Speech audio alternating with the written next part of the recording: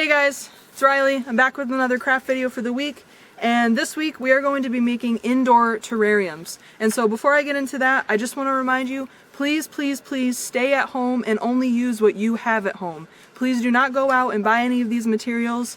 If you have it at home, great, but if you don't, wait till next week and you might see a craft video that you will be able to do at home.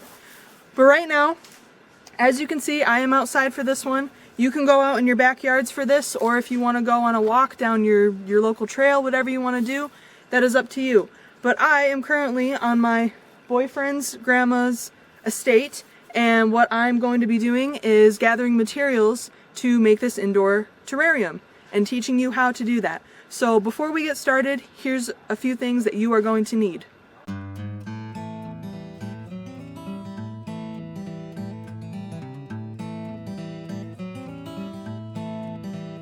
Now just to let you know, those materials are not all that you are going to want to need. That's where the wilderness comes into.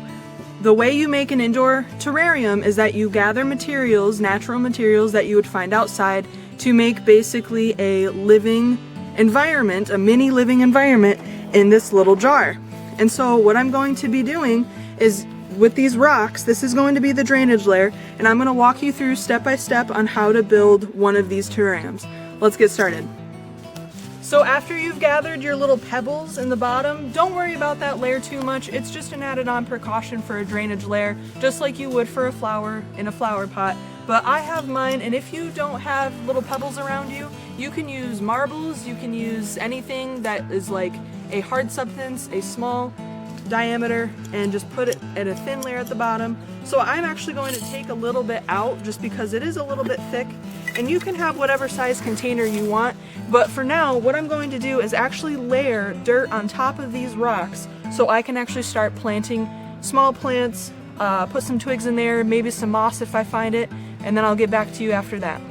So another thing, and as I said before, I do have a little trowel shovel with me. What you can do if you don't have one of these, you can use a spoon. You can use any type of scoop that you have at home, as long as it's able to scoop up dirt from outside, and you can wash it afterwards. Don't reuse the used spoon after you dig the mud. But I have this little trowel, and I'm just gonna get over here and get this nice moist dirt and build my terrarium. Let's get started.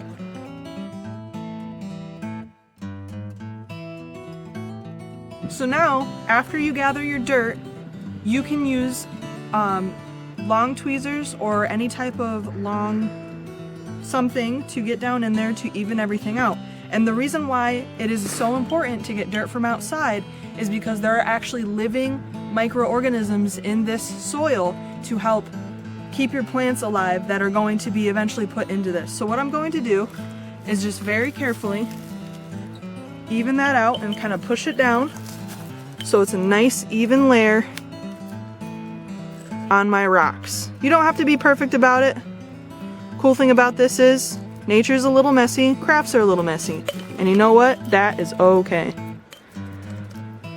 But now I have a nice even layer of soil in there, and what I'm going to do next is actually start looking for little plants and stuff to put in there. You can also find pebbles and rocks, different types of twigs, mosses, anything you can find in your area is perfect, but I'm going to show you how to properly put that in there. So we're in some really good luck. So here, as you can see, there's a whole bunch of different types of mosses, little plants that I can put in there, some grass, some twigs. This is a really awesome spot. And as you can see as well, we're right by this little stream here, and if you wanted to, you could use water from your house, kitchen sink, or anything that you have. But what I'm actually going to do is collect a little bit of water from here to water the plants that I put in here after putting them in there. So I'm actually going to take my little trowel, and I'm just going to very carefully pick out a few things that I want to put in here. There's this clump of moss right down here, and I'm just going to try to get as much of the root as I can and take it out of the dirt, go around it,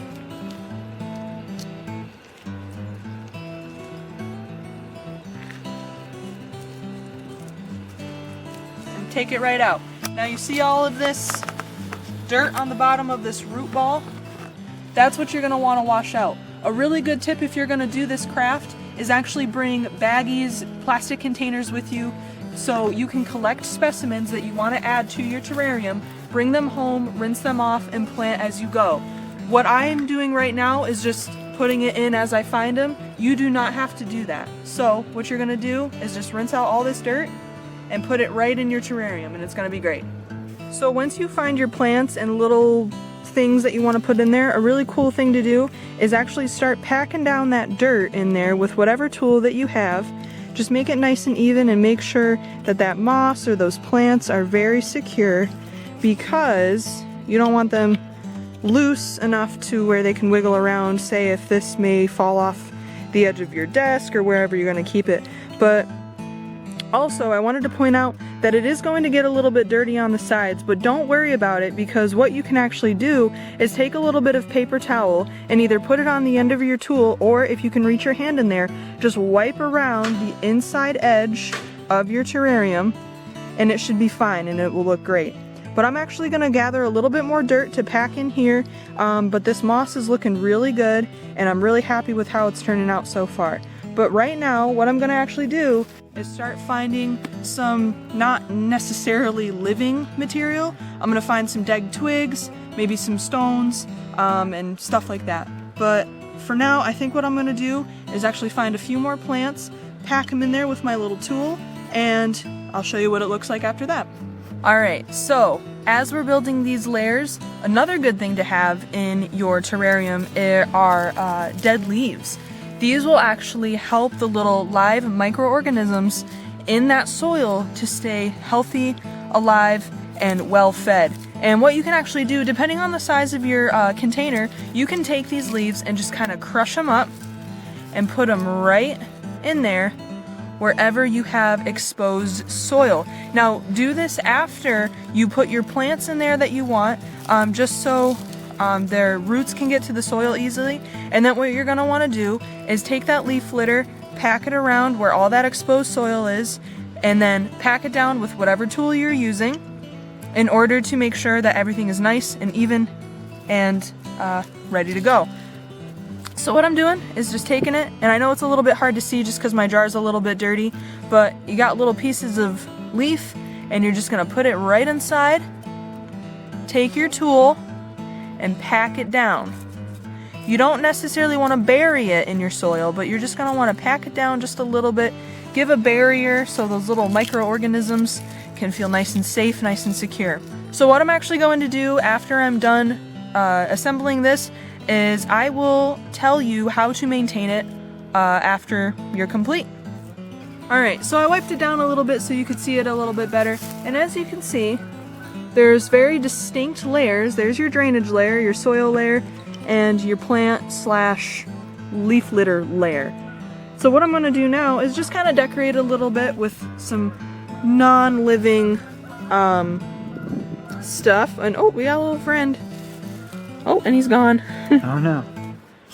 But what I'm going to start doing is just kind of decorating it with some stones that I found on the ground, some twigs as well, and you can arrange this however you want. It's totally up to you. You are free to arrange it however you want. But what I'm going to do, after putting that leaf litter in there, I'm just going to start placing my twigs and, you know, wherever I think looks nice. Placing my little rocks, and I'm actually going to rinse this off, and I'll show you what it looks like after I'm done putting all of that stone in there and whatever other type of twigs I want in there. But I'll catch you in a second. Alright guys, so I really hope that you liked this craft video.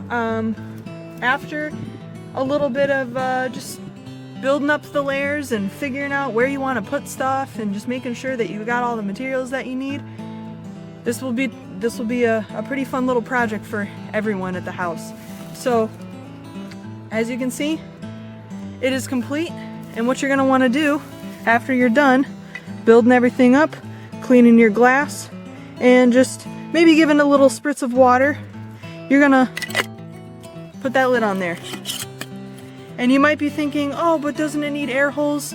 Not necessarily, because what it's actually going to do is everything's just kind of going to self-sustain everything in there, and every once in a while you can open it up, let a little bit of that CO2 out of there, give it a couple spritz of water every once in a while, and you'll have a nice little piece of the planet in your house. But But yeah, that's it guys. Thank you very much for watching. Please remember to stay home and stay safe. Hug your loved ones tonight and just have a fun time. Alright, catch you later guys. See ya.